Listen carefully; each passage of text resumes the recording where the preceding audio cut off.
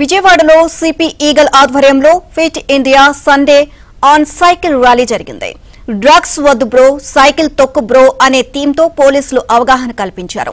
ఇక సింగన డాబా కోట్లు సెంటర్ నుంచి పైపుల రోడ్డు వరకు ఈ సైకిల్ ర్యాలీ సాగింది. ఈ కార్యక్రమంలో DGP Harish Kumar Gupta, CP Rajasekhar Babu, collector Lakshmisha, Eagle chief Ravikrishna, పలువురు ఐపీఎస్ అధికారులు పాల్గొన్నారు. ఏపీలో గంజాయి సాగును పూర్తిగా నిర్మూలించాలి అని, ఇక యువత మత్తుకు దూరంగా ఉండాలని పోలీసు అధికారులు సూచించారు. డ్రగ్స్ పై ఎలాంటి సమాచారం ఉన్నా 1972 నెంబర్కు ఫోన్ చేసి తెరపాలి అని అధికారులు తెలియజేశారు.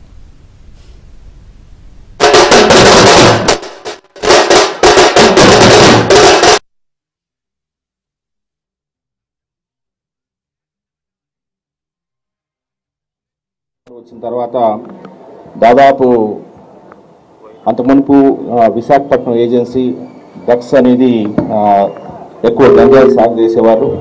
అటువంటిది శాటిలైట్ ఇమేజరీ, అదేవిధంగా శాటిలైట్ మ్యాప్స్ ఉపయోగించి, డ్రోన్స్ ఉపయోగించి సమూలంగా ఒక ఎకరాలో కూడా గంజా పండకుండా మనము చర్యలు తీసుకోవడం జరిగింది. అంతకు మునుపు దాదాపు 9,000 ఎకరాల్లో గంజాయి సాగు జరిగేది.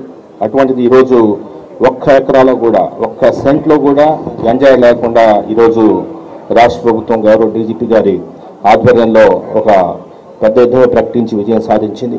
The state government, as all of you know, state government is very serious and we have declared a war on the drugs.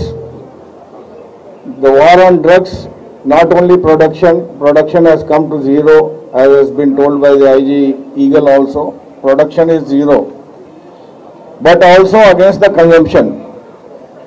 I want to appeal to the society, to every citizen, that it is your responsibility to stop the people from consuming drugs.